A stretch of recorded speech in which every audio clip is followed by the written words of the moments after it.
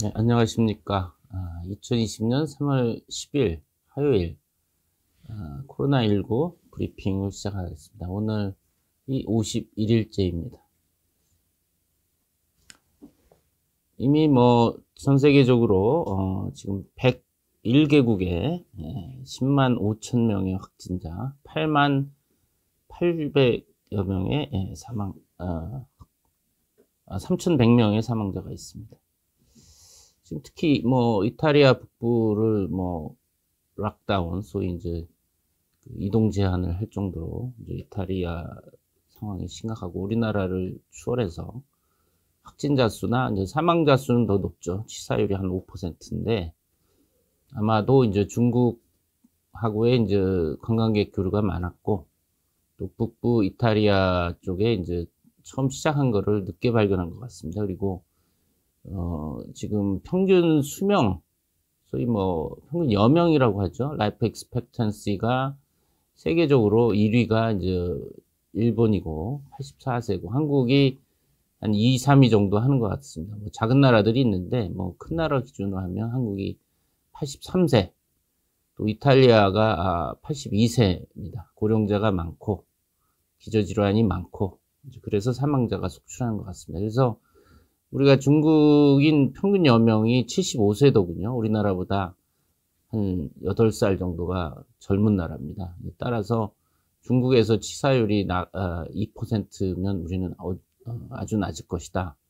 의료 수준이 높아서 그럴 기대도 하지만, 이 고령자와 기저질환이 많은 우리나라 특성상 중국보다 낮긴 하겠지만, 이렇게 불리한 요인이 있다. 우리나라도 지금 사망률이 0.6%에서 0.7%로 올라가고, 사망자 수도 속출하는 걸로 봐서는 항상 어떤 그 사물의 일면만 보고 전체를 판단하는 것이 항상 오류를 불러일으킨다. 여러 다면적인 그 특성을 다 이해해야 된다. 그 말씀을 다시 한번 강조하고자 합니다. 현재 남극지하고 아프리카, 또 남미, 미국도 지금 뉴욕주를 비롯해서 몇 개 주가 비상사태를 선포했죠. 그래서 사실상 팬데믹입니다. 이 WHO 이 사무총장이 전직 이디오피아 외교부 장관이어서 그런지 이디오피아 보건부 장관도 했습니다. 그렇지만 근데 외교적인 능력이 좀 더 탁월한 거 아닌가, 그런 생각이 들고, 많은 감염병 전문가가 이미 팬데믹이다, 어느 국가도 inevitable, 피할 수 없다, sooner or later, 이르건 늦건 코로나19 유행에 예외가 될 수가 없는데 대비를 해야 된다. 우리나라는 그런 측면에서 이 발원지인 중국과 가깝고, 또 교류가, 인적 교류가 많았고, 또 입국 제한 같은 것을 적극적으로 하지 못하다 보니까 초기부터 큰 유행파를, 쓰나미로 치면 가까운 그 쓰나미 발원지로부터 가까운 지역이 더 피해를 입을 수밖에 없는데, 우리나라가 이제 그런 상황이 돼서 된 부분이 있다고 봅니다. 지금 어제 0시부로는 7,382명, 이제 248명이 이제 늘었는데, 이제 300명, 그 전에 400~500명 선에서 이제 한 100여 명씩 줄어들었는데, 주로 이제 신천지에 유증상자 검사가 주다하니까 환자 수가 많이 나왔던 것이고, 이제 신천지 유증상자 검사가 거의 다 끝났습니다. 97%라고 하고 40 몇 %가 양성이었다고 보니까, 신천지의 이제 거품이 이제 꺼진 것이지, 지금 우리나라가 코로나19의 유행에서 변곡점을 맞고 지금 현저한 감소 추세에 있다라고 지금 결론을 내릴 수가 없습니다. 이제 그렇게 어제 얘기한 순간 구로구 이 신도림역 근처에 콜센터에서 집단적으로 환자 발생이 생겼는데, 무려 32명입니다. 지금 콜센터에 많은 사람들이 밀폐된 공간에서 전화를 받고, 아무래도 이제 그 중에 비말이라든지 이런 게 공기 중에 떠다니면서 그 안에서 뭐 공기 전파도 가능했으리라고 봅니다.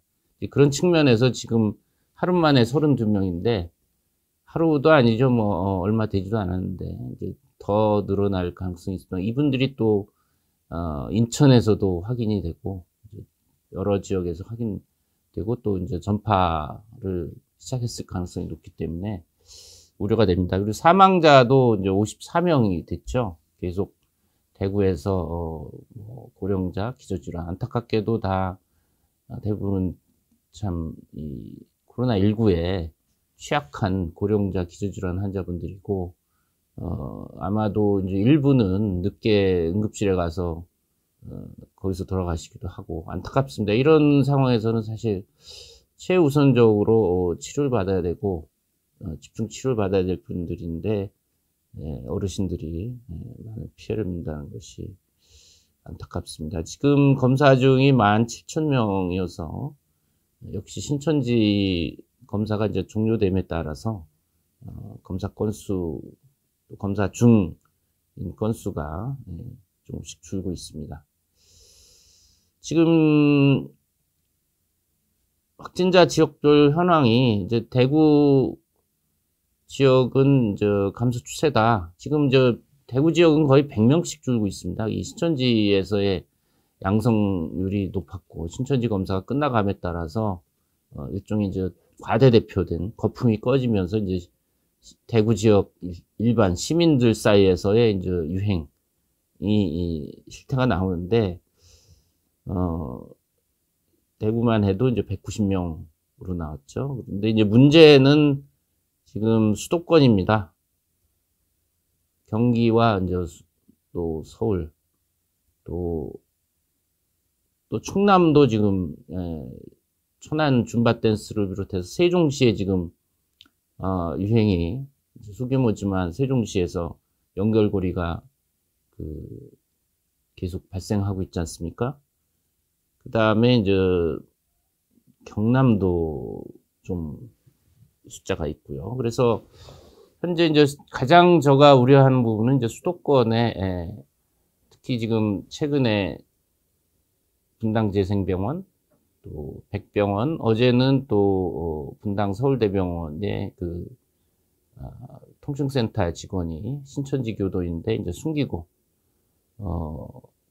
확진이 됐죠. 그래서 일부 폐쇄가 되고 이 거짓말이 또 하나의 우리 적입니다. 이 메르스 때도 우리가 겪었지만 유행 지역 또는 확진 환자 노출된 또 감염의 위험성이 높은 분들이 피해를 우려해서 이제 거짓말을 했을 때 이제 의료기관이 이제 당하는 그런 아픈 추억들이 있다 보니까 아픈 기억들이 있다 보니까 많은 병원들이 이 거짓말에 대해서 우리가 뭐 민감하고 또 뭐 거짓말하는 데는 뭐 속수무책이죠.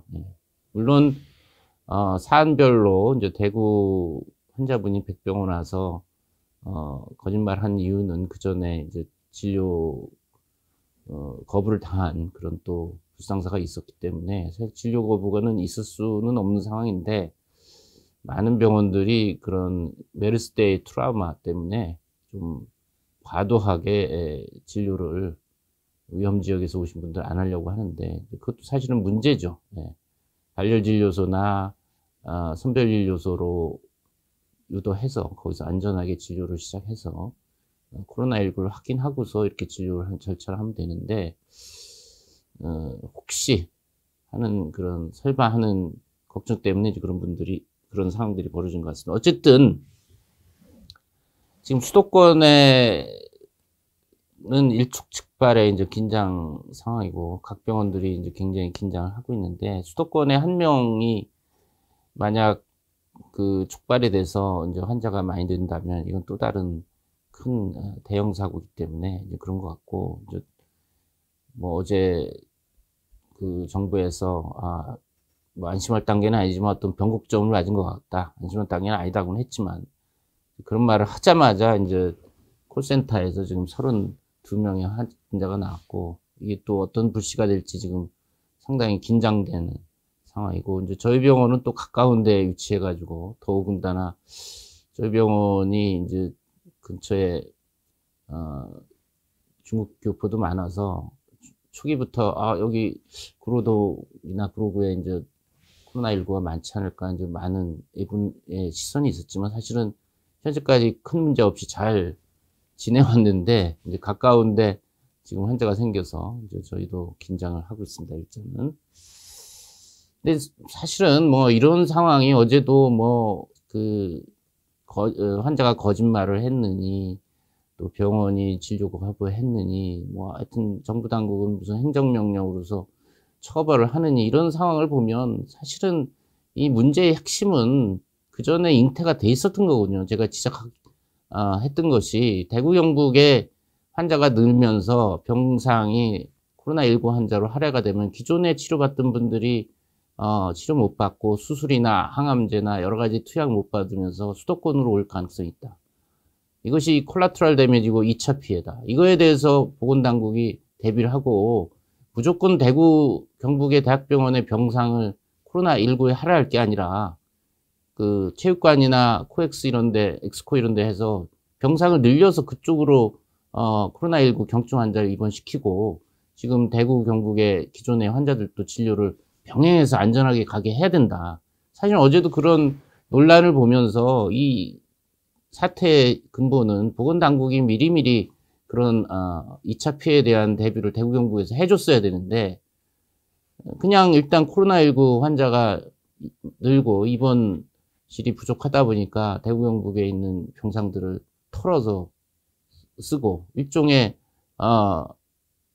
뭐 아랫돌 빼서 윗돌 갠다 그런 상황이 되니까 이제 대구 경북에 있는 시민들은 애꿎게 이제 서울로 오게 되고 서울에 있는 병원들은 또 피해를 입게 되고 그러니까 어제 그 상황을 보면 이거 1차적인 원인은 보건당국이 제대로 대구 경북의 보건의료 시스템을 좀 분배를 해서 그런 상황이 안 벌어지게 했었어야 되는데 애꿎게 국민은 거짓말했다라고 비난을 받고 의료기관은 진료 거부했다고 비난을 받고 이런 상황을 보면은 참 이게 어디서부터 시작됐는지 우리가 근본적으로 따지고 보건당국이 지금이라도 좀 대구 경북 지역의 의료 시스템을 좀 지금 뭐 초기에 코로나19 환자들이 대구에 있는 대학병들이 입원했는데 뭐 경증 환자도 입원하고 중증 환자는 입원 치료해서 좋아졌는데 생활치료센터로 보내려고 했더니 안 나가겠다고 거부하고 이런 상황이니 실제 대구 경북에서 급하게 수술 받아야 되거나 뭐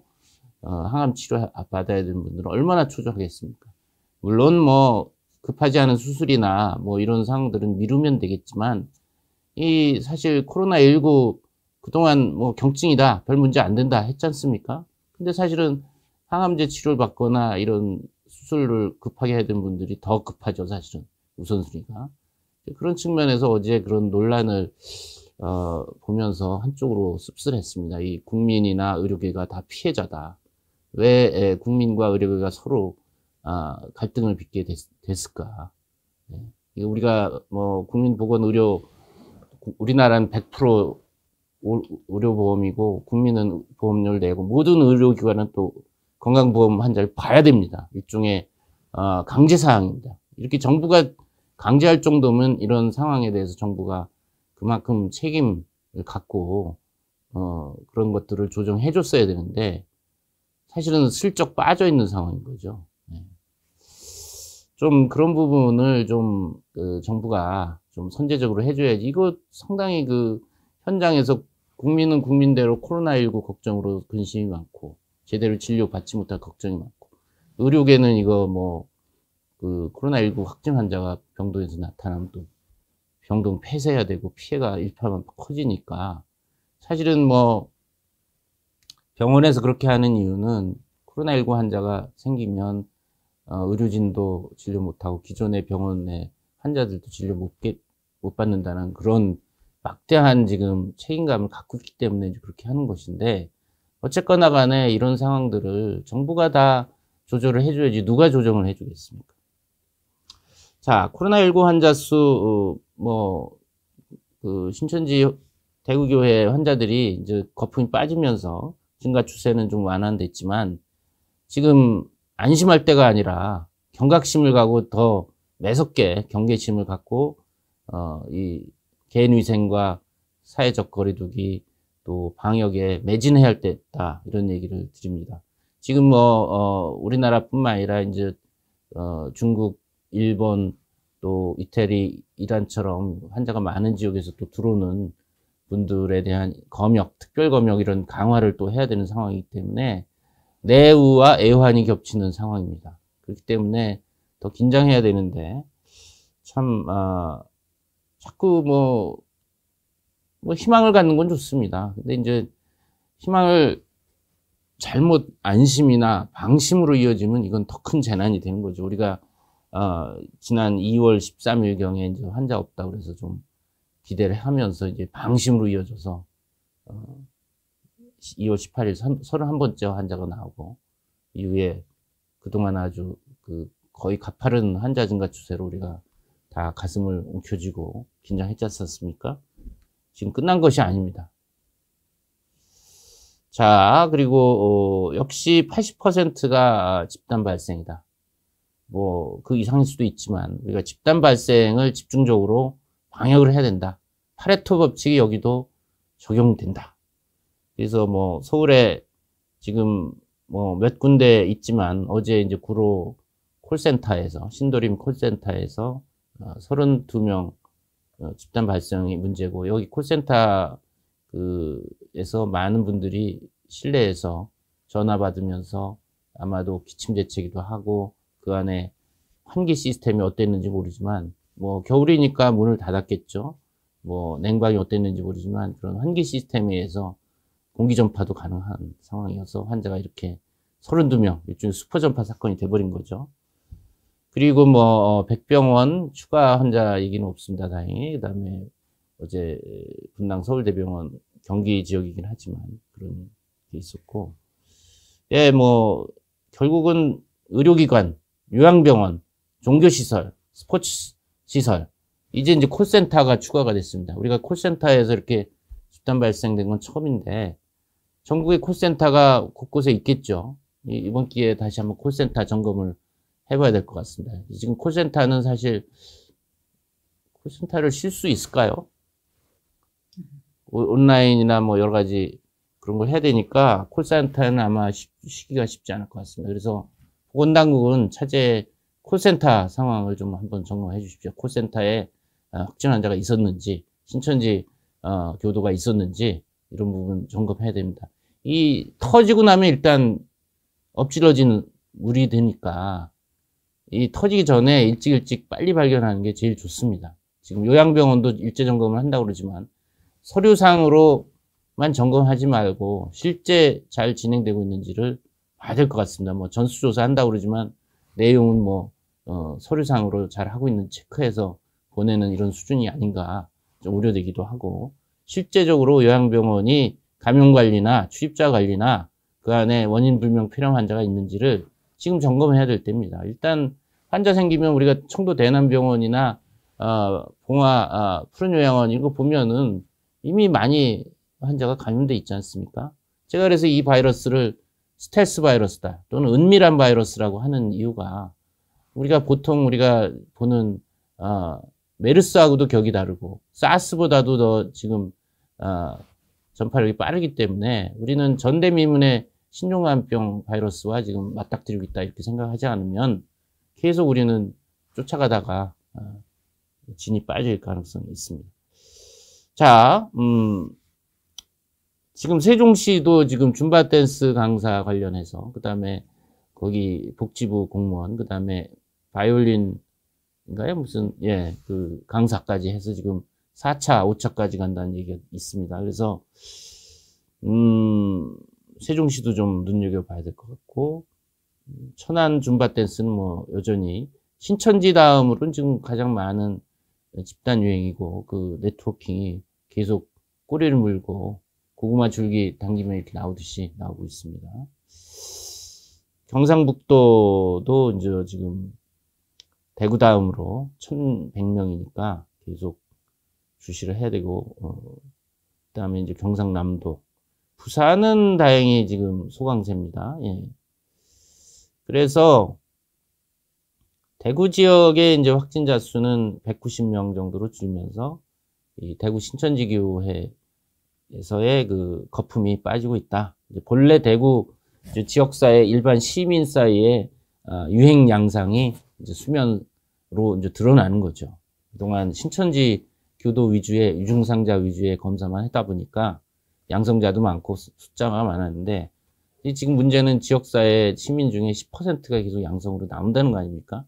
그러니까 여전히 지금 경각심을 놓을 수가 없습니다. 우리가 1월 20일부터 2월 18일까지는 30명 정도 순에서도 하루에 한두 명 있어도 그 다 뉴스가 되고 현장 중계가 되고 동선이나 누구와 만나고 이런 것들이 우리가 관심을 많이 가졌는데 지금은 뭐 200명인데 줄었다. 이렇게 좀 일종의 착시 현상을 갖고 있는 게 아닌가. 우리가 초심으로 돌아가서 1월 20일 이후에 한 달간 그 환자 수 뭐 30명 이내에 했을 때 우리가 긴장감을 갖고 했듯이 지금 들여다봐야 되는 게 아닌가. 아직도 1일 200명대 나오고 있기 때문에 이거를 뭐 변곡점을 맞았다라고 하기에는 이른 것이죠. 김칫국을 마시는 것 같은 느낌이죠. 그 다음에 이건 경북입니다. 뭐 경북도 지금 30명대로 줄었습니다. 역시 이제 신천지와 관련된 경산이라든지 이런 쪽에 그 대구시 인근 지역에서 환자가 줄면서 여기도 거품이 빠지고 있다. 지금 문제는 대구 경북 지역을 제외한 지역에 이제 신규 확진자가 꾸준히 늘고 있어서 30명대. 오늘은 몇 명일지 모르겠습니다. 이제 오늘 집계 아직 안 나왔는데. 예. 그래서 뭐 분명히 이제 신도림동 콜센터에서 32명이 나왔기 때문에 이 지금 대구 경북 지역 이외의 지역의 신규 확진자 수가 더 증가되겠죠. 50명대로. 그렇기 때문에 우리가 지금 긴장을 풀어서는 절대 안 된다. 다시 드리고 네, 누적 확진자 이렇게 늘고 있죠. 그 다음에 이것도 경기 지역입니다. 경기 지역은 꾸준히 환자가 지금 한 150여 명 있고, 그 다음에 서울 지역이 이제 130명인데 아마 추가가 되면 여기도 150명, 160명을 넘겠습니다. 그래서 사실 수도권이 제일 걱정입니다. 수도권은 인구도 2천만이고 그 파급력이 더 크기 때문에 우리가 사실은 대구 경북 지역도 지금 악중고투하고 있지만 서울 경기 지역의 수도권에서 집단 발생이 커지지 않도록 총력 대응을 해야 된다. 그런 얘기를 드립니다. 사망자 수와 치명률인데 지금 54명이니까 이거 어제 51명 기준입니다. 조금 올라갈 수 있겠죠. 지금 전체적으로 0.7%. 지금 80세 이상이 66.5%니까 9배, 거의 10배 가까이 높죠. 그래서 참 이 고령자층, 60세 이상의 고령자층에 대한 선제적인 검사, 또 그 우선적인 집중 치료, 사망률을 낮춰야 된다. 근데 이제 고령자는 뭐 그제도 말씀드렸지만 증상도 애매하고 또 진단 검사도 스스로 드라이브 스루 못 사용하지 않습니까? 거의. 그리고 일찍 가서 진단받기도 어렵고 또 확진 결과 기다리다가 또 상태 악화되고 입원하려고 그러면 또 병실이 없고 몇 가지의 이제 3중고, 4중고를 겪는 게 이제 지금 고령자 또 대다수 지병이 있기 때문에 더 문제가 커지는 것 같습니다. 지금 연령별, 성별 지금 환자 수인데 9세 이하가 33명, 10대가 지금 거의 400명 가까이 되네요. 그래서 지금 아직 사망자는 다행히 없습니다. 그리고 30대, 40대 각 1명이 있죠. 근데 이제 뭐 환자가 늘고 또 어린이 중에 이제 만성병이나 항암, 백혈병, 뭔가 면역 저하 질환이 있는 아이들 같은 경우는 중증으로 갈 수가 있습니다. 그러니까 특별히 좀 보호를 해야 되겠고 지금 사실 우리 연령의 양극단, 60세 이상과 영유아, 이 양극단은 면역이 노화되거나 면역이 미성숙해서 발병하면 중증으로 하고, 생명이 위독해지는 거거든요. 근데 사실은 이 양극단의 연령층이 사회생활을 하면서 걸려서 오는 게 아니라, 이 20대라든지 3, 4, 50대 이 사회생활 많이 하는 분들이 집단 생활이든지 해서 걸려가지고 집에 와서 퍼뜨리는 거거든요. 임신부도 7명이 있다고 하지만 대부분 남편이나 가족 중에 내부 생활에서 확진해서 퍼뜨리는 거니까 가족 내 전염을 막기 위해서 상당히 신경 써야 된다. 지금 아이들이 사회생활에서 걸리는 게 아니거든요. 그러니까 이 성인들이 좀 책임감 있게 활동했으면 좋겠어요. 그러니까 지금 이제 초기에부터 이거 경증이다, 치명적이다 않다, 건강한 성인은 가볍게 앓고 지나간다 이렇게 알려져서 대부분의 사람들이 아마 설마 하는, 그러니까 많은 분들은 잘 지키세요. 근데 일부에서 설마 하는 마음에서 개인위생도 안 지키고 마스크 착용 이런 게 안 되면서 또 본인이 증상이 있으면 가족을 만나지 말아야죠. 근데 가족 접촉하면서 퍼뜨리고 이거는 상당히 위험한 행위다. 제발 좀 가족을 위해서, 타인을 위해서 먼저 개인위생 솔선봉 하시라. 그런 얘기를 다시 한번 강조드리고, 이번 기회에 대한민국의 공중보건위생, 타인을 배려한 공중보건 도덕이 수준이 좀 현저하게 좀 올라갔으면 좋겠습니다. 세계 어느 나라 못지않게 대한민국의 국민들이 공중보건위생, 타인을 위한 배려심이 높다. 이런 계기가 됐으면 좋겠다는 말씀을 드리고, 이만 브리핑은 마치고 질문을 받도록 하겠습니다. 네, 어제도 이제 콜센터 사건이 있었지만 집단 감염이 이렇게 좀 속출하고 있는데 대비책이 있을까요? 지금 왕도가 따로 있는 게 아닙니다.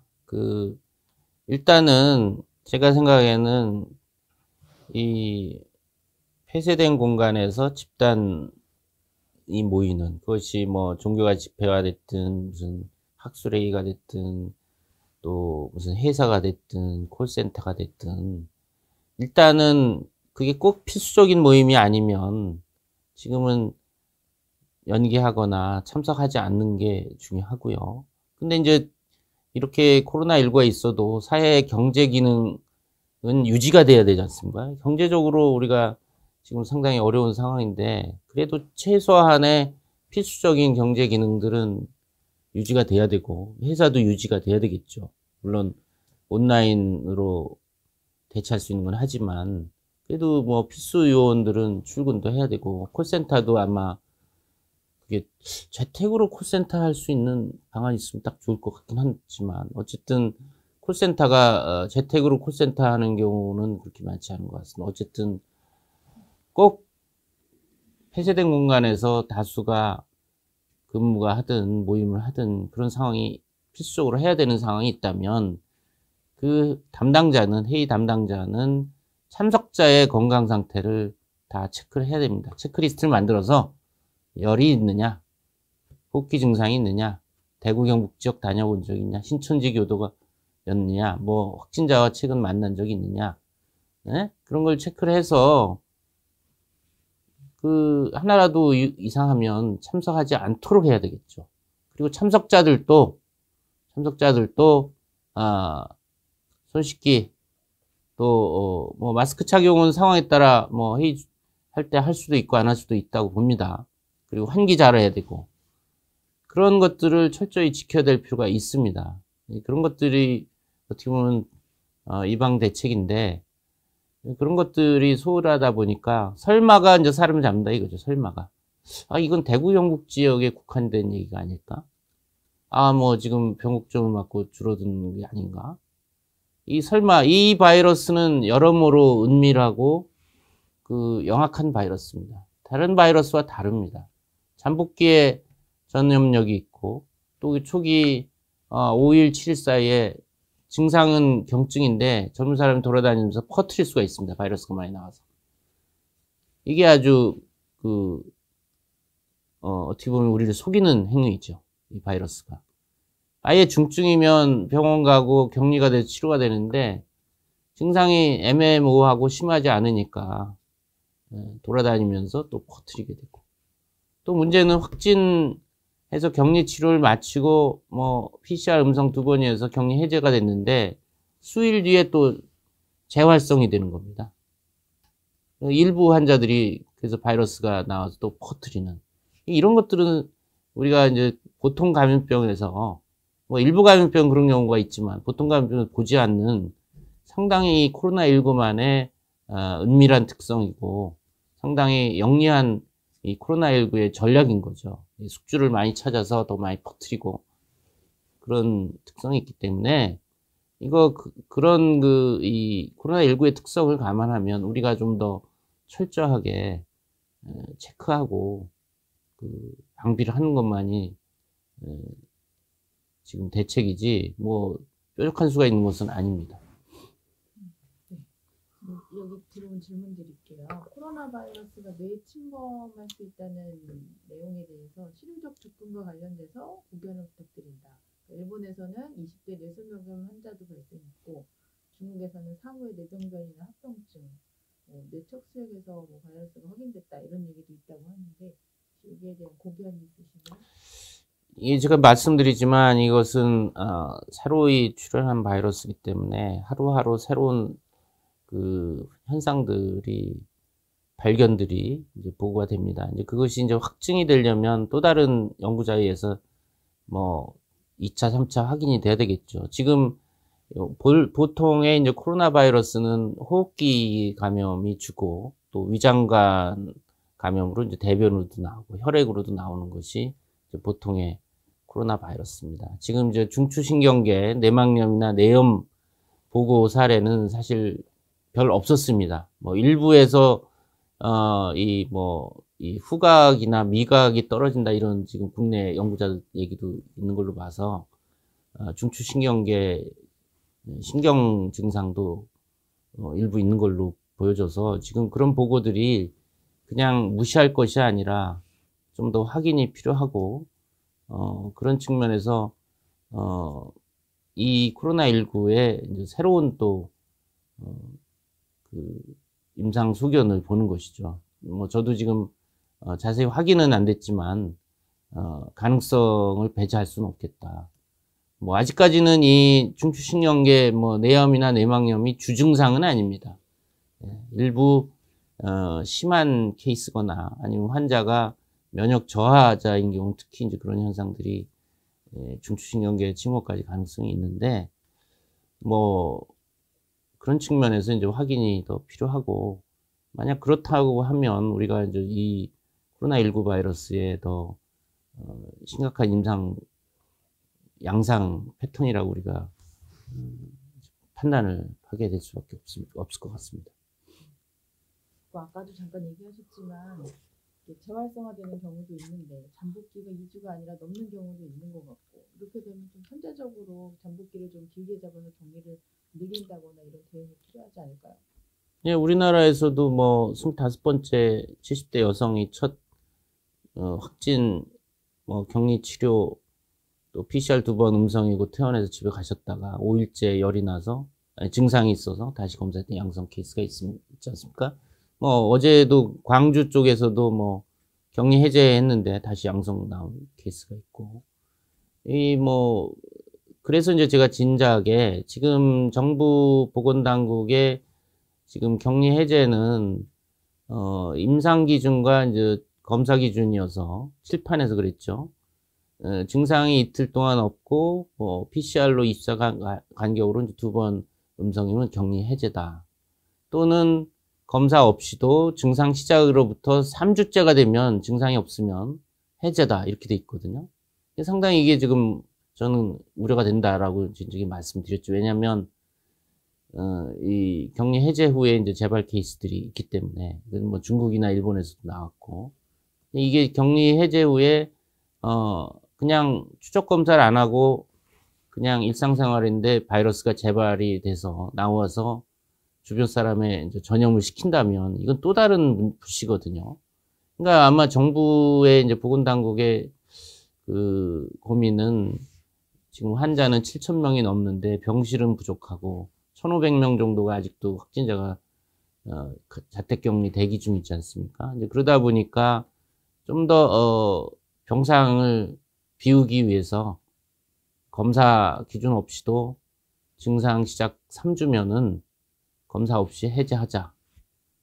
뭐 이런 고육지책이 나온 건 이해합니다. 이제 문제는 지금 격리 해제 후에 회복기 추적에 대한 그 기준이 없다 보니까 사실 격리 해제 후 사후 관리가 지금 안 되면 지금 나오는 재발 케이스처럼 그 바이러스를 배출해서 또 전염원이 돼서 또 큰 문제가 되는 그런 문제가 이제 당연히 예견되죠. 이런 문제들을 좀 선제적으로 좀 지침에 담아서 어렵죠. 지금 일은 많고 인력 부족하고 여러 가지 고충은 이해하지만 하기 힘들다고 해서 힘든 기준에 맞춰서 일을 더 키우는 것보다는 힘들어도 원칙에 맞는 기준을 만들어서 더 이상 유행이 안 되도록 하는 게 더 중요하다. 그런 측면에서 지금 시급하게 지금 그 격리 해제 후 회복기에 사후 관리를 좀 더 철저히 해야겠다. 뭐 중국에서 이제 그렇다 보니까 한 14%가 격리 해제 후 양성이 나오다 보니까 격리 해제 후 2주간 자택 격리하고 또 2주 차에 검사를 확인해서 음성인 경우에 이렇게 해제하는 그런 기준을 만들었다고 합니다. 그래서 이런 부분이 또 불씨가 될 가능성이 있겠다. 그런 측면에서 좀 그 일이 불거지기 전에 좀 했으면 좋겠습니다. 이것이 뭐 근거가 없는 게 아니라 뭐 중국에서도 그런 근거가 있기 때문에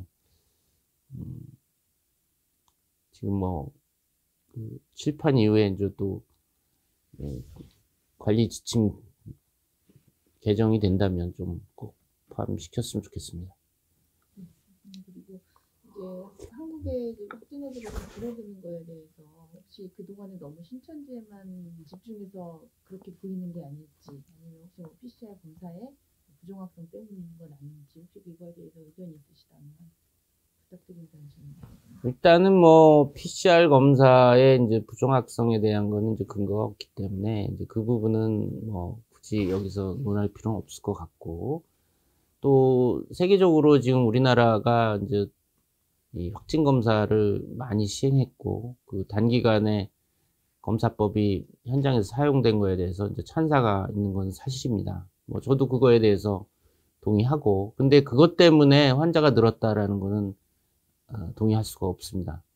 뭐 환자가 기본적으로 없으면 검사를 많이 해도 환자 수가 늘 수가 없죠. 그 뭐 삼척동자라도 아는 내용이고 기본적으로 환자가 많아서 또 신천지가 공교롭게도 31번째 환자를 비롯해 계기로 해서 들여다보니까 그 집회에 수많은 사람들이 장시간 밀폐된 공간에서 노출이 되고 그 안에 신자들이 자주 접촉하면서 거기서 계속 일종의 이제 뭐 다단계 전파라고 해야 될까요?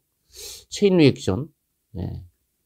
그러다 보니까 이제 신천지 환자 수가 이제 지금 급격한 증가에 그 주 원인이 있고 대부분의 그 프로포션이 신천지가 태반이지 않습니까? 그래서 이제 신천지 유증상자 검사가 이제 거의 끝난 시점에서 이 거품이 꺼지면서 지금 확진자 수는 주는 것 같고요. 제가 뭐 준다는 거에 대해서 뭐 저도 동의합니다. 근데 이제 문제는 이 일반 시민 사이에서 10% 계속 양성자 나오기 때문에 이것이 상당히 의미가 있고 지역사회 전파가 꽤 대구 지역 그 대구와 이제 주변 도시들 뭐 경산이나 이런데 지역사회 확산이 돼 있다라는 측면에서 이걸 가벼이 볼 게 아니다 그런 얘기를 드리고 그 검사에 대해서는 뭐 지금 뭐 미국 CDC도 초기에 그 검사 키트를 지구에 배포를 했는데 이제 오류가 나서 다시 회수했고 지금 검사 키트를 다시 물량을 확보해서 배포하는데 한국처럼 빠르게 이 증산을 못하고 있습니다. 그런 측면에서 뭐 일본도 마찬가지인 것 같은데 뭐 내막은 모르겠지만 그런 측면에서 많은 나라가 이제 한국의 이 진단 검사 능력의 확장성에 굉장히 감탄을 하고 있는 것 같습니다. 뭐 저도 뭐 애초부터 이 코로나19 초기 유행부터 이 진단검사법을 빨리 대량 생산해서 현장에 배포해야 된다라고 계속 누누이 제가 주장을 했었고, 그런 부분이 어떻게 현장에서도 또 많은 분자진단 회사들이 노력을 해서 그렇게 지금 다른 나라에 비해서 많이 배포된 건 사실입니다. 사실 이게 그냥 된 게 아니고 뭐 외신 기자들도 저한테 물어봅니다. 신기하다.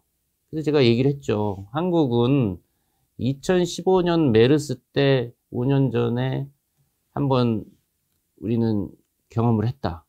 그래서 이런 신종감염병이 출현하면 PCR 같은 진단 키트가 핵심이다, 초기에. 왜냐면 환자를 확진해서 격리하고 접촉자 추적하고 이런 자가격리하는 것이 이 방역의 기본인데 진단이 안 되면 이게 시작이 안 되는 거죠. 그런 측면에서 우리가 메르스 때 좋은 경험을 했고, 그런 이후에 진단 키트 개발에 대한 투자도 했고, 또 국내 회사들이 우수한 기술력으로 또 세계적으로도 수출도 하고, 국내 회사들이 이제 수익도 내면서 여러 회사들이 또 분자 진단에 뛰어들었죠. 그러다 보니까 그것이 이번에 한국에서의 이런 단기간에 분자 진단 키트가 현장에서 사용될 수 있는 그 밑거름이 됐다라고 제가 이제 외신 기자한테도 얘기를 드렸고, 실상이 그렇습니다. 실제 우리가 그러니까 일본이나 뭐 이런 데는 메르스를 겪지 않았다 보니까 그런 나라도 이제 설마 또 겪지 않았으니까 대비가 좀 미흡했겠죠. 그러니까 우리가 뭐 이번에 여러 가지 이제 방역의 문제점이 지적은 되지만 분명히 초기에 한 달 정도는 2015년 메르스 때 겪은 교훈을 방역 체계 개선으로 해서 뭐 질병관리본부를 차관급으로 하고 역조관 늘리고 이 진단법, 그다음에 음압병실도 사실 충분하진 않았지만 2015년 이후에 늘린 건 사실이거든요. 국가지정 음압격리병상이. 그래서 초기에 그 혜택을 분명히 받았다. 우리가 꼭 비관적으로 보자 그런 얘기는 아닙니다. 지금 하는 거는 냉정하게 우리가 2015년 메르스를 뼈아픈 경험으로 해서 그 밑바탕으로 향상된 부분이 지금 작동을 하고 있다. 그런 배경 하에서 우리가 지금 방역이 이루어지고 있다는 점을 또 저는 짚고 싶습니다. 그리고 코로나 감염증 환자 혹시 부검이 필요하지 않을지에 대한 의견 부탁드린다는 질문인데요. 예, 뭐 당연히 그 보호자 동의하에 이제 부검을 해야죠. 지금 법에 의하면 화장을 하게 돼 있는데 사실은 메르스 때도 똑같은 경험을 했었습니다. 우리나라에서 신종감염병이 유행하면 부검을 해서 이 코로나19가 과연 우리 인체 조직의 어느 부위를 침범하고 어떤 병리 소견이 있고 어떤 상황 인체에 영향을 끼치는지 어떤 각 장기에 지금 앞서 중추신경계 내막염 침범 소견이 있다고 하는데 사실 뇌척수액 검사에서 바이러스 PCR 확인하는 것도 도움이 되겠지만 부검을 해서 뇌 조직에 병리 현상이 있나, 뇌 조직에 바이러스 입자가 있나, 전자현미경도 보고 면역 조직 화학도 하고 이런 연구를 해야 됩니다. 이제 문제는 지금 아무래도 이제 코로나19로 돌아가신 분의 경우 이제 온몸에 바이러스가 있다라고 일단 생각을 해야 되고, 또 우리나라의 정서상 사실 돌아가신 고위인을 부검한다는 것은 사실 선뜻 내키지 않습니다. 사실 화장도 최근에 와서나 많이 하지 장사 매장을 선호하는 또 정서가 있거든요. 그래서 그런 부분이 일단 뭐 그 보호자나 가족의 동의가 있어야 되고, 사실은 이 신종감염병에 대한 대응과 차후 우리 국가가 안전해지기 위해서는 이런 신종합병 환자 돌아가신 분을 부검을 해서 원인이나 여러 가지 병태 생리를 확인해야 됩니다. 이제 문제는 이 부검할 때 안전하게 방호복을 입고 부검을 해야 되기 때문에 이제 그런 안전하게 부검할 수 있는 시설, 뭐 국가수 같은데 있을 것 같은데, 그 다음에 이 감염병 병리 전문의가 없습니다, 사실은. 부검을 하더라도 기존의 병리 의사들이 할 수는 있지만 사실은 이건 감염병 병리는 또 특수 분야거든요. 그래서 제가 오래전부터 뭐 질병관리본부에 감염병 병리과 병리 전문의를 키워라.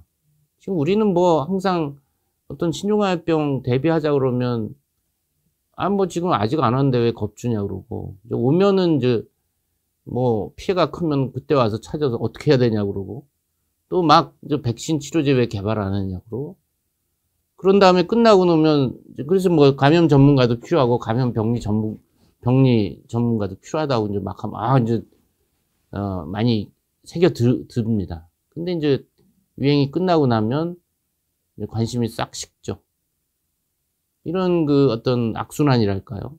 대비는 안 하고 초기에 큰 피해 있고, 또 어떻게 해서 이제 전 국민 열심히 해서 또 유행을 이겨 나갑니다. 저도 이번에 뭐 코로나19 지금 어려운 상황이지만 국민들과 현장에 있는 방역요원, 의료계의 그 헌신으로 이겨 나갈 거라고 저도 믿습니다. 근데 이제 좀 더 효율적으로 보건당국 정부가 나서서 이걸 지휘해서 큰 피해 없이 좀 갔으면 좋겠는데, 그런 부분이 희망사항이지만 또 끝나고 나면 또 잊어먹을 거라고 저는 또 생각합니다.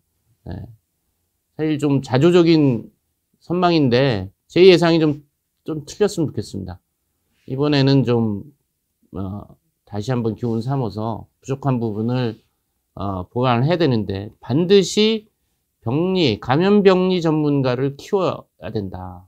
그리고 뭐 대학이든 뭐 질병관리본부에서 그걸 못 키우면 뭐 그럴 만한 예산이나 이런 게 안 되면 대학에 한 곳을 키워야죠. 감염병리 연구소 내지는 그 전문가를 키워야죠. 그러니까 우리는 뭐 돈이 되고 뭐 그런 거에는 투자를 하지만 이게 돈이 안 되는 부분이긴 하지만 상당히 중요한 거죠. 우리 감염병에 대한 대응에 있어서 감염병리 전문가, 또 이런 부검 시설 하려면 차폐가 되고 방호복이라든지 이런 안전한 부검 시설 이런 거 만들어야 됩니다. 근데 이제 돈이 안 되고 평상시에 유지하려고 그러면 또 환자도 없는데 왜 이걸 유지해야 되냐 이런 또 얘기도 나오고 참 안타깝습니다. 우리가 좀 선진국이 되기 위해서는 이런 대비하는 자세, 전문가를 키우는 자세, 당장 소용없지만 유사시에 큰 역할을 하는 것에 투자하는 그런 좀 계기가 됐으면 좋겠다는 바람을 가져봅니다. 네, 그리고 백병원 사례에서도 이제 소화기 증상이 있어서 내원했던 건데, 이런 식으로 이제 기저질환이 있는 환자의 경우 체크리스트를 좀 어떻게 좀 보완해야 될지. 지금 그래서 뭐 그 재생병원 사례도 70대 암 환자인데 딸꾹질로 시작했지 않습니까? 지금 뭐 백병원의 환자분들 공교롭게 70대죠. 예. 뭐 소화기 증상으로 입원을 했다는 거죠. 그래서 우리가 보통 지금 정부도 발열과 호흡기 증상이 있으면 3일간 집에서 대비했다가 나와라. 저도 이게 마음이 안 들죠, 일단은. 그렇지만 뭐 건강한 성인들이야 심하지 않으니까 그럴 수 있다고 쳐요. 근데 이제 고령자와 기저질환 환자는 얘기가 달라지거든요. 증상이 열과 호흡기 질환 전형적으로 안 나오고 딸꾹질이나 복통이나 뭐 피로감, 축 처짐 이런 비정형적으로 온단 말이죠. 그러니까 우리가 병원에서 눈치채지 못하고 그런 상황들이 벌어지는 것이고, 지금 이 코로나 바이러스는 무증상 환자에서도 상당수가 CT를 찍어보면 폐렴이 있다는 겁니다. 제가 이제 그 자료를 한번 내일 소개해 보겠습니다. 지금 코로나19 바이러스가 이제 은밀한 바이러스다. 좀 영악한 바이러스다. 제가 얘기를 하는 근거를 아까도 말씀드렸지만, 지금 고령자 기저질환 환자에서 코로나19를 종래에 우리가 알고 있는 발열과 호흡기 증상만으로 의심해서는 안 된다. 뭔가, 비정상, 특이적으로 나오기 때문에, 특히 대구, 경북이나 확진자가 있었던 접촉자에서는 호흡기 열이 없다 하더라도, 지금 중국의 사례도 보면은 코로나19 환자의 5% 정도가 복통, 설사, 소화기 증상이 나옵니다. 제가도 얘기했지 않습니까? 이 코로나19가 호흡기 바이러스고 호흡기를 주로 침범하지만 위장관도 침범합니다. 대변에서도 바이러스가 나오죠. 혈액, 소변도 나오죠. 근데 이제 단지 이제 사스 때는 위장관 증상이 한 30% 정도로 높았습니다. 메르스도 메스커 토하고 복통 이런 것이 30% 정도로 높았어요. 근데 이 코로나19는 5%입니다. 굉장히 낮죠. 그러니까 의심하기가 좀 어려운 거예요. 5% 가지고. 근데 역시 코로나19는 위장관 증상이 중국 사례를 보면 5% 정도 나옵니다. 또 뭐 폐렴 환자의 태반이 또 열이 없기도 하고. 그렇기 때문에 이 현장에 있는 의사들이 사실은 뭐 감염 전문이라고 하면 조금 더 감이 있겠죠. 촉이 있겠죠. 이런 예외적인 상황을 갖고 한 번 더 의심해 보겠죠. 그렇지만은 지금은 뭐 워낙 환자도 이제 의심 환자도 있고 여러 과 의사들이 지금 동원이 돼서 그 교대로 진료를 하다 보니까 이런 상황들을 인지 못하고 놓칠 수가 있다. 그런 측면에서 각 의료기관에서 이 코로나19 환자를 볼 수 있는 의료진에게 이런 사항들을 좀 교육시켜야 되겠다. 우리가 머릿속에 어떤 의심, 이런 증상이 있으면 의심해야겠다. 이런 자세를 갖고 환자를 보는 경우랑 그냥 새카맣게 이 코로나19는 열과 호흡기 증상이지 지침에 의하면 그냥 그렇게 보면은 이제 놓칠 수가 있는 거죠. 이게 쉽지 않은 것이긴 한데 어쩔 수 없습니다. 지금 뭐 우리가 코로나 바이러스 19의 정체에 우린 더 가까이 다가가서 들여다봐야지 바이러스가 우리한테 다가오는 것은 아니거든요. 질문 끝났고요. 마무리 내일 예. 이상 오늘 또 경청해 주셔서 감사드리고 우리가 좀 더 힘을 내서 이 어려운 시기를 극복해가고 오늘 뭐 비가 좀 옵니다. 그래서 비가 좀 이 습기에 또 약하다고 하니까 환경 내에서 이 바이러스를 좀 쓸어가면 좀 도움이 될까나 하는 생각은 하지만 여전히 우리가 경각심을 놓지 않을 때다. 방심보다는 경각심이다. 좀 더 우리가 물론 이런 국면이 이제 길게 가니까 뭐 여러 가지 피로도도 있고 어려움이 있습니다만서도 힘을 내서 극복할 필요가 있겠다 이런 말씀드립니다. 감사합니다. 내일 아침 9시에 다시 뵙도록 하겠습니다.